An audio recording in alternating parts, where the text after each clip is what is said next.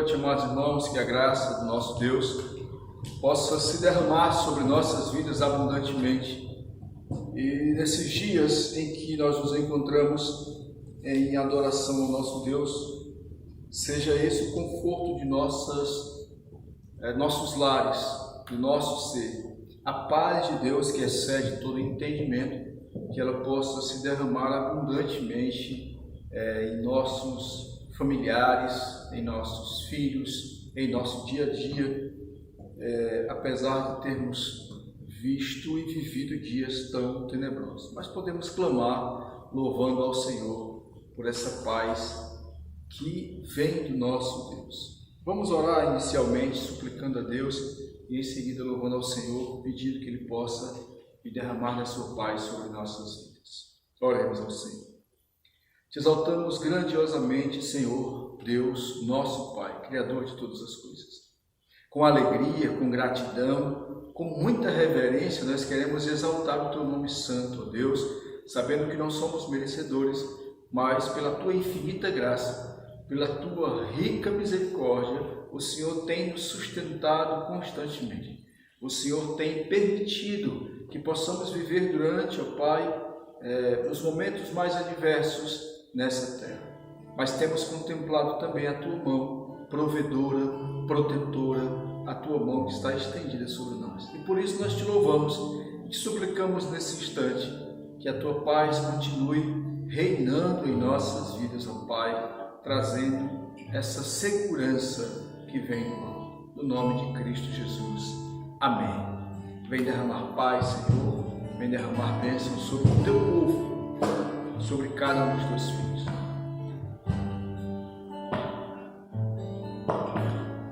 Vem derrama paz, vem derrama as bênçãos sobre este povo que se chama povo Teu. Dá-nos Teu amor, dá-nos Tua força, para que tentações não venham a nos desviar. E a glória seja dada a Ti, pelo que tens feito, pelo que tens sido, pelo que fará em nós. Vem derramar a Tua paz, Deus. Vem derrama paz, vem derrama as bênçãos sobre este povo que se chama povo Teu. Dá-nos Teu amor, dá-nos Tua força, para que tentações não venham a nos desviar. E toda glória seja dada ao Teu nome santo. A glória seja dada a Ti, pelo que tens feito, pelo que tens sido, pelo que fará em nós. E a glória, Senhor, pertence a Ti. E a glória seja dada a Ti, pelo que tens feito, pelo que tens sido, pelo que fará em nós. Pelo que fará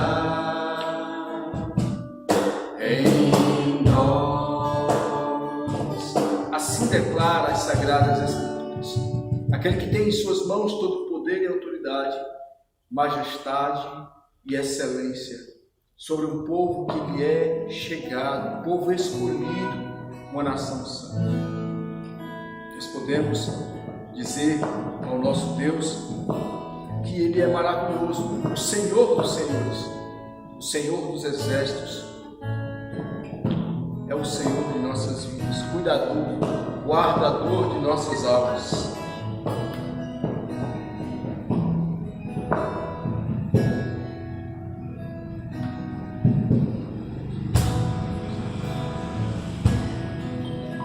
Nos rendemos aos teus pés, Senhor,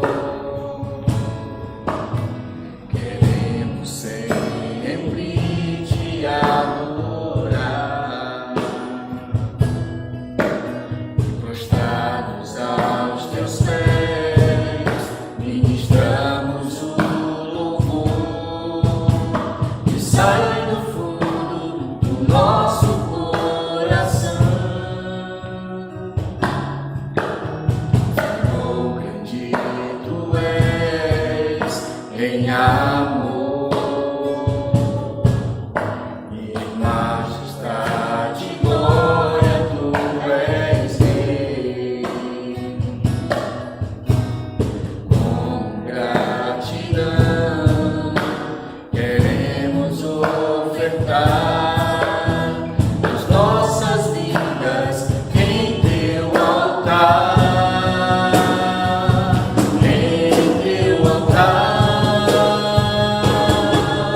Senhor dos senhores, príncipe da paz, Senhor dos exércitos, que nos satisfaz, para sempre te adorarei, para sempre tu és o nosso Rei, nosso Rei.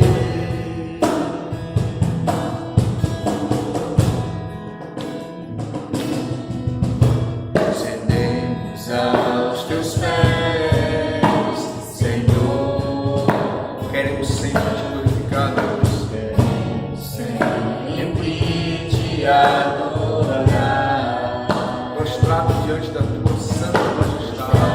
Aos teus pés, Ministramos o louvor que sai do fundo do nosso coração.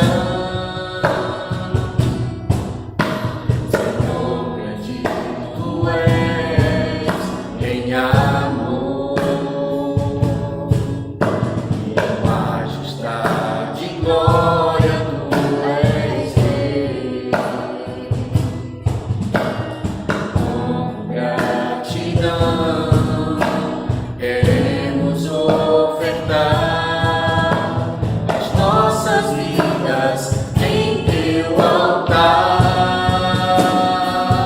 em teu altar. Senhor dos senhores, príncipe da paz, Senhor dos exércitos, que nos satisfaz, para sempre te adorarei. Sempre te adoraremos, Senhor. Para sempre tu és o nosso Rei, Senhor eterno. Senhor dos senhores, príncipe da paz, Senhor dos exércitos, que nos satisfaz, para sempre te adorarei, para sempre tu és nosso Rei, nosso Rei. Para todo sempre, adorar ao Senhor é algo que o próprio Senhor designou às nossas vidas, como aqueles que foram criados pelo Senhor, para tributar e alegremente glorificar o nome do nosso Deus, para exaltá-lo em majestade e glória e bendizer o seu santo nome e anunciar entre as nações que existe um Deus todo-poderoso, que está no controle de tudo, que tem cuidado, que tem nos assistido diante de toda a nossa vida.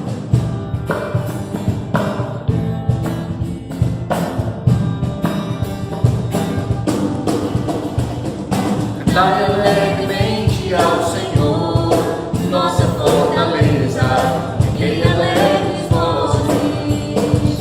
Cantai alegremente ao Senhor, nossa rocha eterna, dizer o seu nome, anunciai entre as nações a sua glória, dizer entre as nações que o Senhor reina, e Ele reina. Glória e majestade estão diante dele, o Senhor formoso, brando o seu Santuário, tributai ao Senhor, tributai ao Senhor, a glória devida ao seu nome, ao seu nome. Louvai e adorai com tradições, cantai ao Senhor, bendizer o seu nome, tributai ao Senhor, tributai ao Senhor, a glória devida ao seu nome, ao seu nome. Cantai alegremente ao Senhor, nossa fortaleza, erguei alegres vozes. Cantai alegremente ao Senhor, nossa rocha eterna, dizer o seu nome, anunciai entre as nações a sua glória, dizer entre as nações que o Senhor reina, e Ele reina. glória e majestade Estão diante dele, o Senhor formoso, brando o seu santuário, tributai ao Senhor, tributai ao Senhor, a glória devida ao seu nome, ao seu nome. Louvai e adorai com tradições, cantai ao Senhor, bendizer o seu nome, tributai ao Senhor, tributai ao Senhor, a glória devida ao seu nome, ao seu nome. Cantai alegremente ao Senhor. aleluia, santo e eterno Deus. Cantemos alegremente ao nosso Deus por toda a eternidade. Amém. Boa noite, amada igreja do nosso Senhor Jesus, povo santo, eleito, escolhido do Senhor. Com muita alegria, meus amados irmãos, nós compartilhamos a palavra do nosso soberano e eterno Deus mais uma vez. Após louvarmos ao Senhor, cantarmos alegremente ao nosso Deus, nós iremos agora também alegremente nos deleitar sobre a palavra do Senhor. E eu quero convidá-los a abrir as vossas Bíblias no livro de 1 Coríntios, primeira epístola de Paulo aos Coríntios, capítulo 10, versículo 11, 12 e 13. Primeira epístola de Paulo aos Coríntios, capítulo 10, versículos 11, 12 e 13. Estes versículos estão relacionando ou estão relacionados, de certa forma, com o exemplo do que Israel viveu. Portanto, o título do capítulo 10 traz essa história de Israel apresentada diante das circunstâncias em que o povo viveu, presenciou, participou de tudo isso. Mas também mostra muito da graça de Deus sobre aqueles que são os seus eleitos, do qual você, meu irmão, do qual cada um de nós fazemos parte. Antes da fundação do mundo, o Senhor havia estabelecido todas as coisas e Ele também já criou na estrutura de tudo que existe um meio para cuidar do seu povo. Essa história que Deus formou, que Deus preparou, é uma história muito bem elaborada pelo autor da vida, o Senhor soberano e maravilhoso Deus. E dentre esses exemplos, Paulo, falando para os irmãos em Corinto, ele vai citar o que a história de Israel trouxe como uma espécie de aprendizado ou como modelo para que nós possamos entender e adorar ao Senhor na beleza de sua santidade. Vamos então ao texto, no versículo 11 do capítulo 10 diz: estas coisas lhes sobrevieram como exemplos e foram escritas para a advertência nossa, de nós outros, sobre quem os fins dos séculos têm chegado. Aquele, pois, que pensa estar em pé, veja que não caia. Versículo 12. Agora o versículo 13 vai dizer: não vos sobreveio tentação que não fosse humana, mas Deus é fiel e não permitirá que sejas tentado além das vossas forças. Pelo contrário, juntamente com a tentação, vos sobrevirá livramento, de sorte que a possais suportar. Louvado seja o Senhor. Vamos orar sobre esta palavra que é a nossa condução de vida, por meio do Espírito Santo que nos conduz em discernimento dessa palavra. Ó Deus maravilhoso, suplicamos ao Senhor humildemente que a tua misericórdia, por meio do Espírito Santo de Deus, possa trazer aos nossos corações e às nossas mentes o entendimento da tua palavra, para que possamos viver em uma constância, para que possamos amar essa palavra e sob essa palavra estar dedicando o nosso ser. Porém, ó Deus, nós entendemos que as dificuldades estão diante da vida de cada cristão, diante da vida de cada um dos teus filhos sobre esta terra. Mas o Senhor nos diz que do alto do Senhor vem a nossa salvação, vem o nosso cuidado, vem a nossa proteção, do que és o soberano Deus. Por isso nos faz, ó Pai, entender e viver e amar essa palavra santa, por meio dela, para o Senhor, para glorificar o teu nome. Assim nós te oramos, assim nós te suplicamos.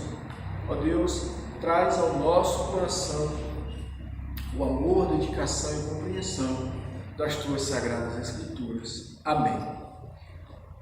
Amados irmãos, Paulo traz aos irmãos de Corinto um exemplo de comportamentos, de uma história em que cada um dos cristãos viveram, e nas muitas vezes em que eles viveram olhando para tudo que estava à volta deles, eles viveram histórias meio que desobedientes, tristes, em resultados que foram muitas vezes dolorosos. Portanto, não é isso que Paulo está querendo que aconteça novamente. O que ele vem dizendo? Que não deve ser tomado, por exemplo, o que aconteceu de mal.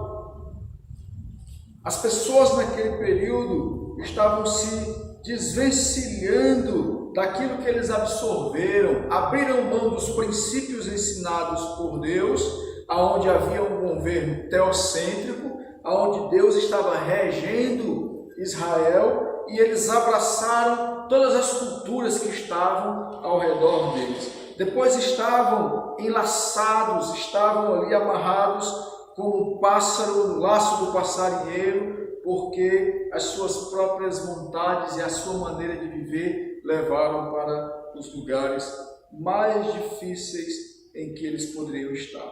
E o pior, envolvidos pelo pecado que era a cobiça dos olhos, era o desejo do coração de cada um deles.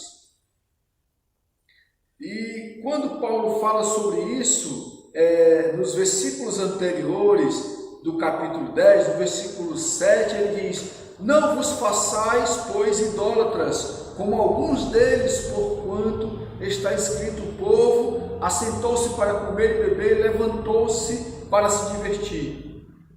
Praticavam todo tipo de maldade, estavam distantes de Deus, caminhavam para longe de Deus, depois começavam a se perguntar: nós estamos vivendo uma situação caótica.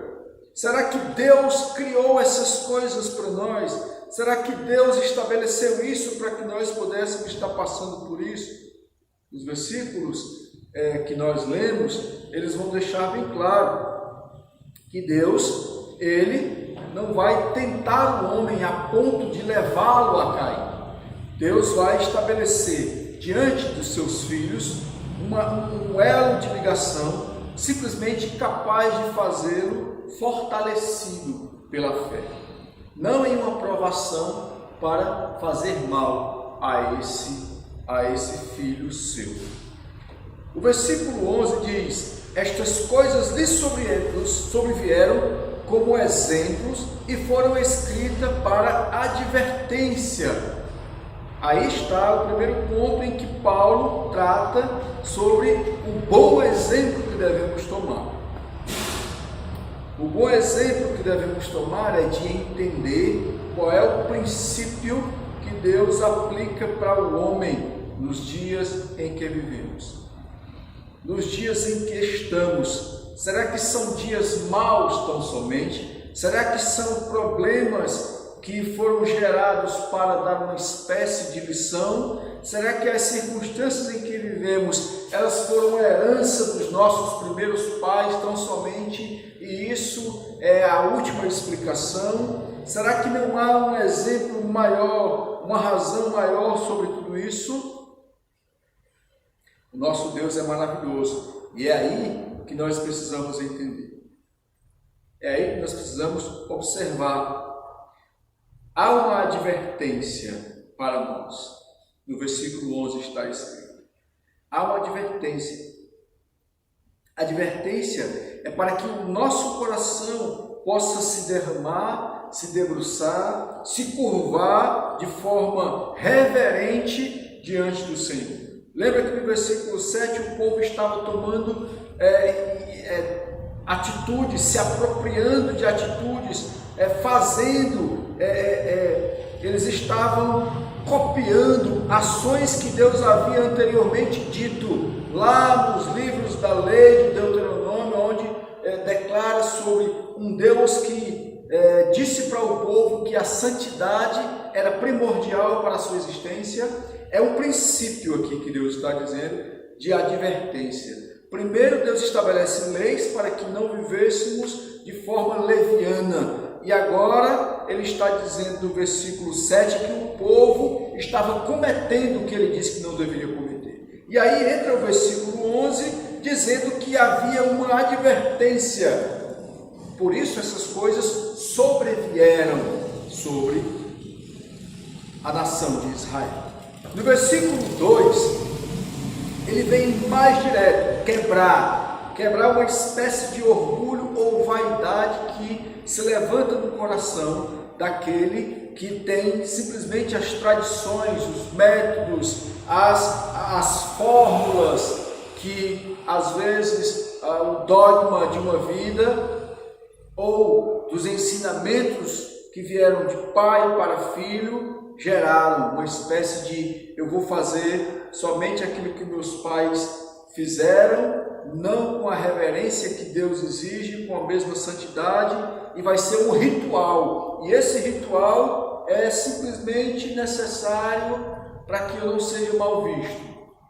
Não foi isso aqui que Deus estabeleceu. O versículo 12 diz: aquele, pois, que pensa está em pé, veja que não cai. Aí entra a questão ritualística.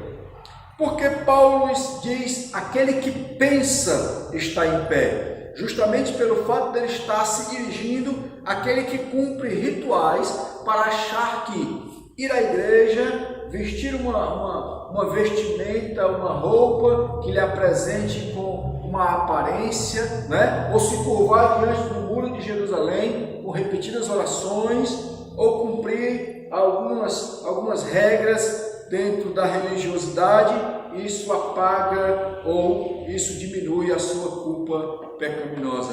Por isso Paulo diz que aquele que pensa. Será que nós devemos estar colocando isso diante das nossas vidas nos momentos atuais? Claro que sim. Será que muitas vezes nós não pensamos de forma religiosa e vivemos uma religiosidade tão somente e não vivemos um cristianismo. Pare e pense. Se há uma advertência, se há Deus colocando diante de nós circunstâncias para nos fazer refletir profundamente, é porque há em nós algo que Deus viu que não era aquilo que realmente precisaria ou deveria existir. Aquele que pensa, cuidado, você pode estar simplesmente só pensando e talvez pode até cair. Mas vem um conforto no versículo 3. Há um conforto de Deus para os cristãos, eleitos, genuínos, servos autênticos do Deus Altíssimo. Não vos sobreveio tentação que não fosse humana.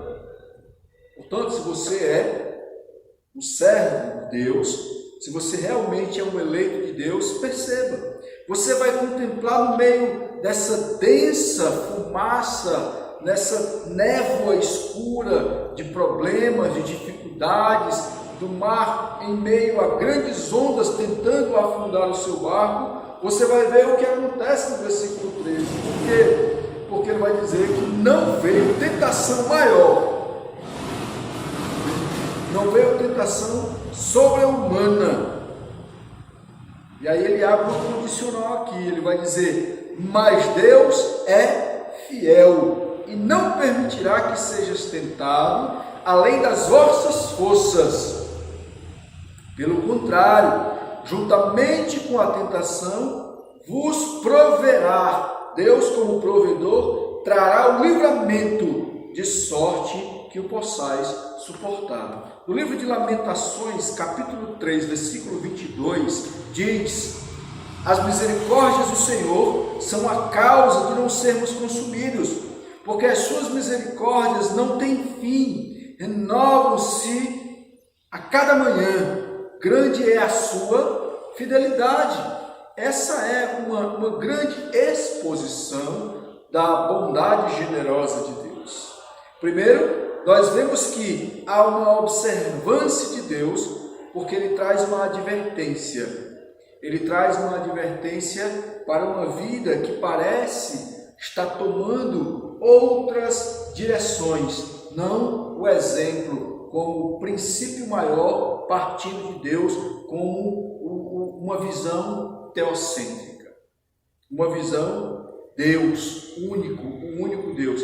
Quando partimos e saímos dessa visão, como Israel, e é o exemplo que Paulo está citando, quando saímos da visão de Deus como centro, tomamos por base, por exemplo, outras condições e passamos a viver um pragmatismo, passamos a tomar várias vertentes de pensamentos que em algum momento não irá agradar ao Senhor. E aí vem sobre cada um de nós essa observância e advertência de Deus.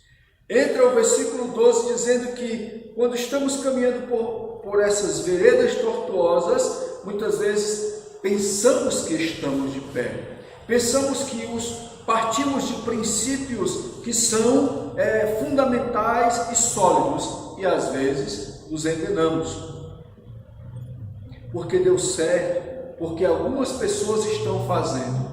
Entenda, meu amado e minha amada irmã, Igreja de Cristo, o princípio fundamental de nossas vidas não são os exemplos que nós vemos de outras igrejas ou de outras pessoas. O princípio fundamental de nossas vidas é o Senhor, parte das Escrituras. O princípio fundamental da nossa sobrevivência é da Palavra de Deus. Por isso, Lamentações, no seu capítulo 2, versículo 3, como nós acabamos de ler, no seu capítulo 3, capítulo 3, versículo 22, vai dizer que são as misericórdias do Senhor que nos sustentam, são as misericórdias do nosso Deus que nos mantém de pé. E aí ele vai dizer que Deus é tão maravilhoso e fiel que Ele não envia para nós algo impossível de suportarmos além das nossas forças. Pelo contrário, Ele nos dá a condição de, sobre todas essas circunstâncias, sobressairmos a elas. Encontrar no Senhor a razão nele para estarmos acima dessas dificuldades ou problemas pecaminosos.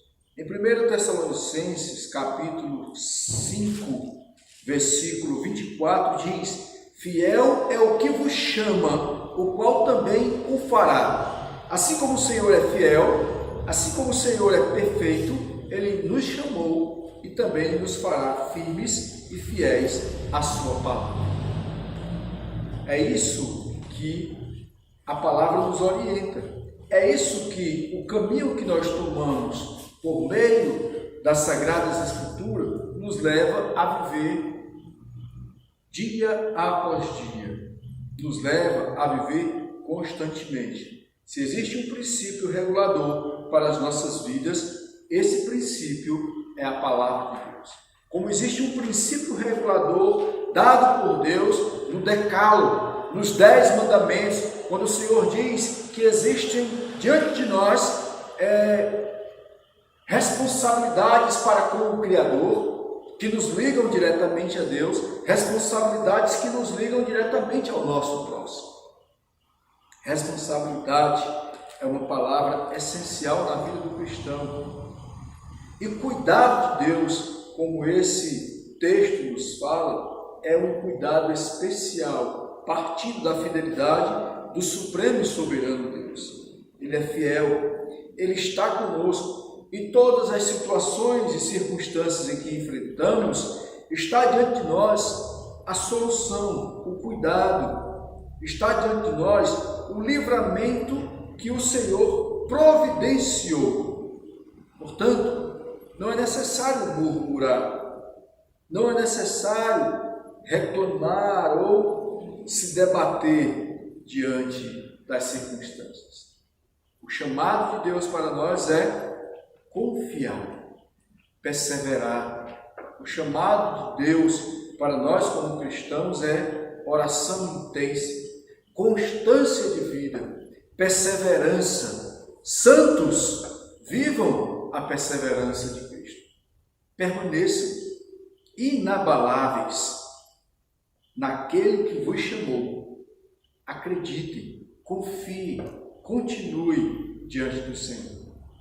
É essa palavra que eu quero compartilhar com o coração, com a mente de cada um de vocês. Devemos guardar essa palavra em nosso ser. Devemos trazer essa palavra para dentro de nós. Viver ela em nossos lares, em todos os lugares que estamos, em todos os lugares em que passamos, com as pessoas que estão à nossa volta, com a nossa igreja, com os nossos filhos, como um todo. Viva essa palavra, ame, se dedique, ouça Deus falando com você, viva esse Deus que cuida e que está em sua vida. Eu quero orar com você nesse instante, encerrando esse momento, e que a graça de Deus possa abençoar cada um de nós, no nome de Jesus. Eterno e soberano Deus, nós te louvamos, Pai, porque a tua misericórdia é infinita, a tua graça é maravilhosa. Que a bondade do Senhor possa trazer a cada um de nós, a cada um dos nossos lares, essa confiança da fidelidade de um Deus que tem uma misericórdia tão maravilhosa, tão extraordinária, que ela se renova a cada manhã, porque Deus sabe que nós somos limitados e precisamos suplicar a Ti por perdão. Precisamos suplicar a Ti, ó Deus, por essa misericórdia constantemente. Por isso, ó Deus, vai de encontro aos Teus filhos. Restaura, renova a fé daqueles que estão entristecidos. Restabelece a alegria, põe de pé, fortalece, reanima, ó Deus maravilhoso, o Teu povo. Só o Senhor pode trazer um avivamento extraordinário por meio do Teu Santo Espírito. Por isso eu te clamo, Pai, visita cada um dos teus filhos nesse momento, abençoa no nome santo de Jesus. Amém. Amém.